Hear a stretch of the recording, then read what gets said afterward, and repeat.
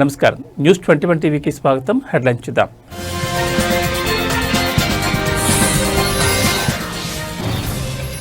సుప్రీంకోర్టులో రేవంత్ రెడ్డికి ఊరట.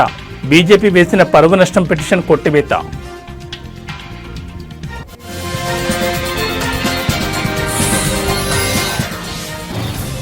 కొండారెడ్డిపల్లిలో హైడ్రా దూకుడు. సీఎం రేవంత్ ఇంటి కాంపౌండ్ కూల్చిన అధికారులు.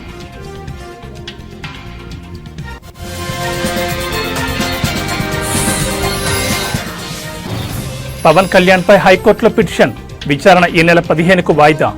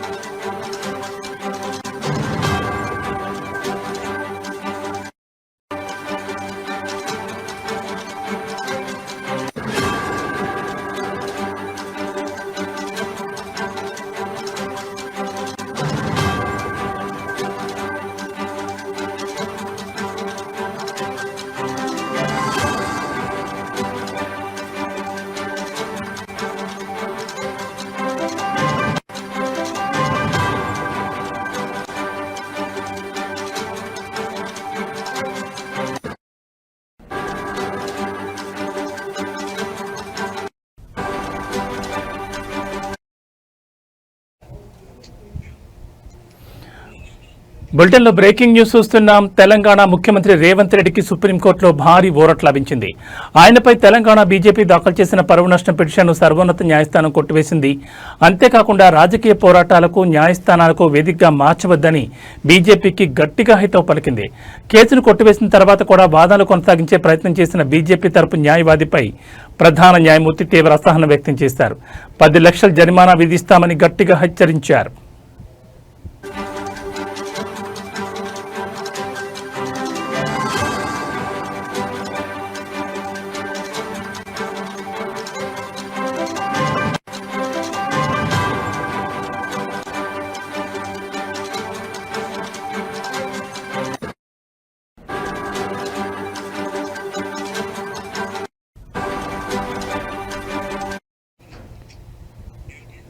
గత ఏడాది జరిగిన 2024 లోక్సభ ఎన్నికల ప్రచారంలో భాగంగా కొత్తగూడెంలో జరిగిన సభలో రేవంత్ రెడ్డి చేసిన వ్యాఖ్యలు ఈ వివాదానికి దారితీశాయి.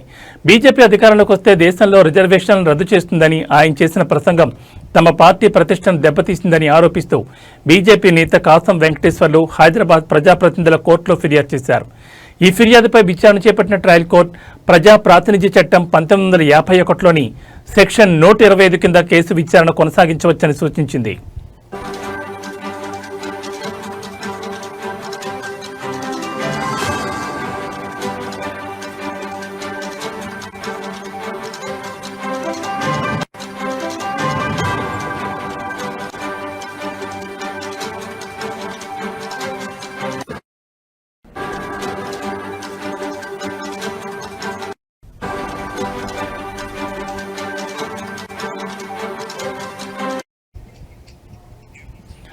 అయితే ట్రయల్ కోర్టు ఆదేశాలను రేవంత్ రెడ్డి తెలంగాణ హైకోర్టులో సవాల్ చేశారు.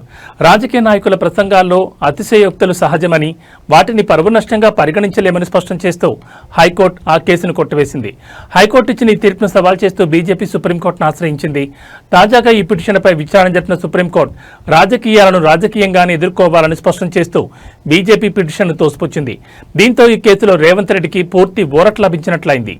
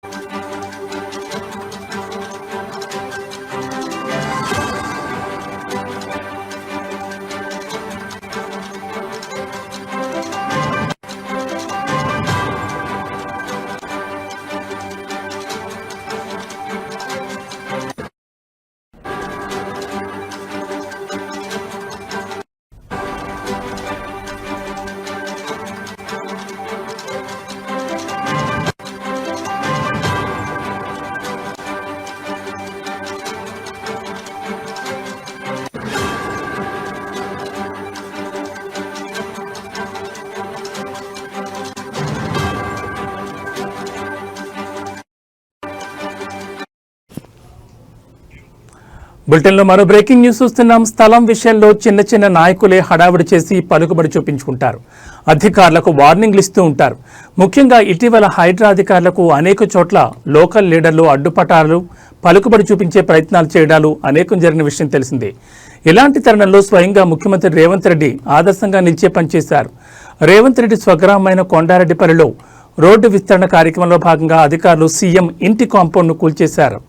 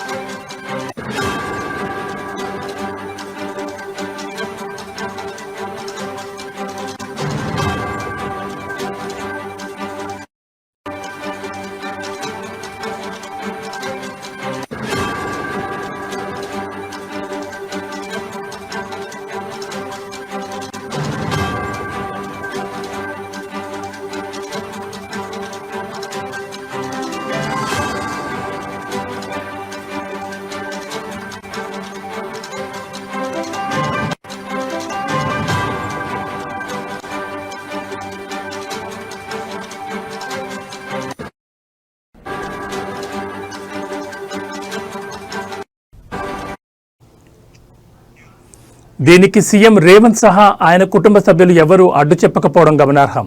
దీన్ని అక్కడే ఉన్న కొందరు ఫోటోలు వీడియోలు తీసి సోషల్ మీడియా వేదికగా పోస్ట్ చేశారు. అది గమనించిన నెటిజన్లు రేవంత్ రెడ్డిని ప్రశంసిస్తున్నారు. ఇదే రేవంత్ అన్నకు కేసీఆర్కు ఉన్న తేడా. సొంత ఇల్లు కాంపౌండ్ కూల్చినా సహకరించిన రేవంత్ రెడ్డి ఎక్కడ, ఫామ్ హౌస్ నుండి కాళేశ్వరం డిజైన్ మార్చిన కేసీఆర్ ఎక్కడని విమర్శలు చేస్తున్నారు.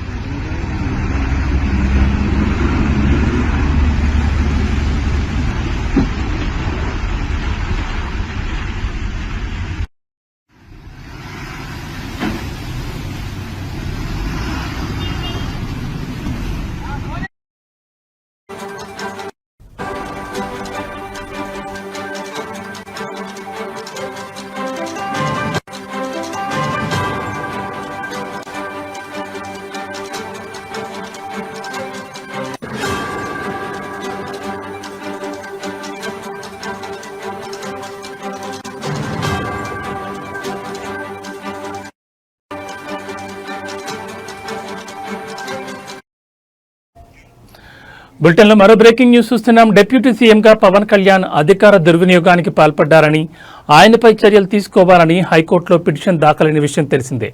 అయితే ఈ పిటిషన్పై విచారణ వాయిదా పడింది.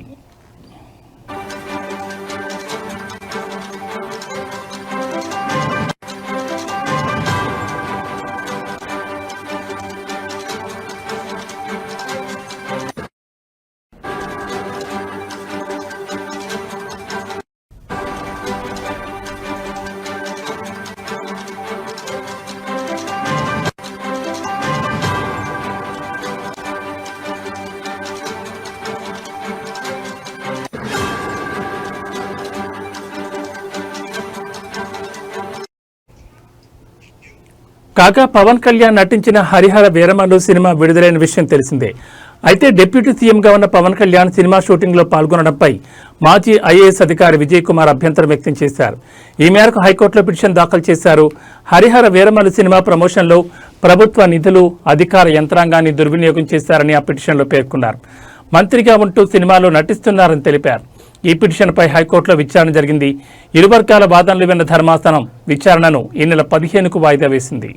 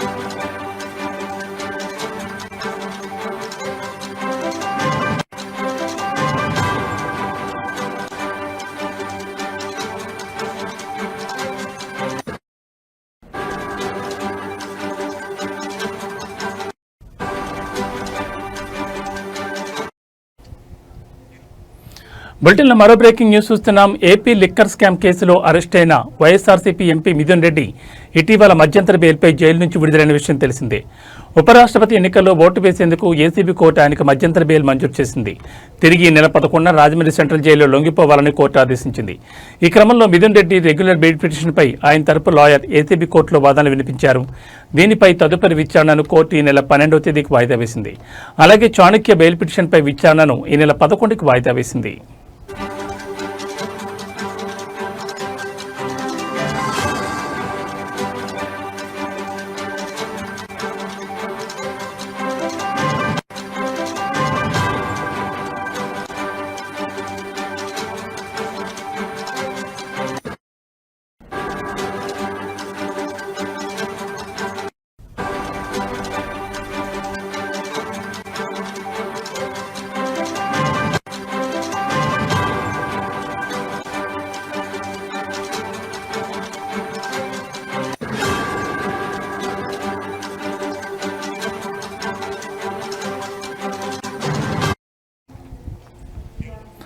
మరోవైపు లిక్కర్ స్కామ్ కేసులో A31, A32, A33గా ఉన్న నిందితులు ధనంజయ రెడ్డి, కృష్ణమోహన్, బాలాజీ గోవిందప్పలకు ఏసీబీ కోర్టు రెగ్యులర్ బెయిల్ మంజూరు చేయగా ముగ్గురు జైలు నుంచి విడుదలయ్యారు.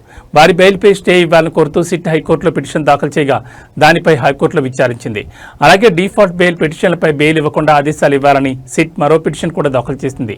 2 పిటిషన్లను విచారించిన బెయిల్పై విడుదలైన వారికి నోటీసులు ఇవ్వాలని ఆదేశించింది. ఈ కేసులో మిగతా నిందితులకు కూడా బెయిల్ ఇవ్వొద్దని సిట్ కోరగా తదుపరి విచారణను ఈ నెల 11కి వాయిదా వేసింది.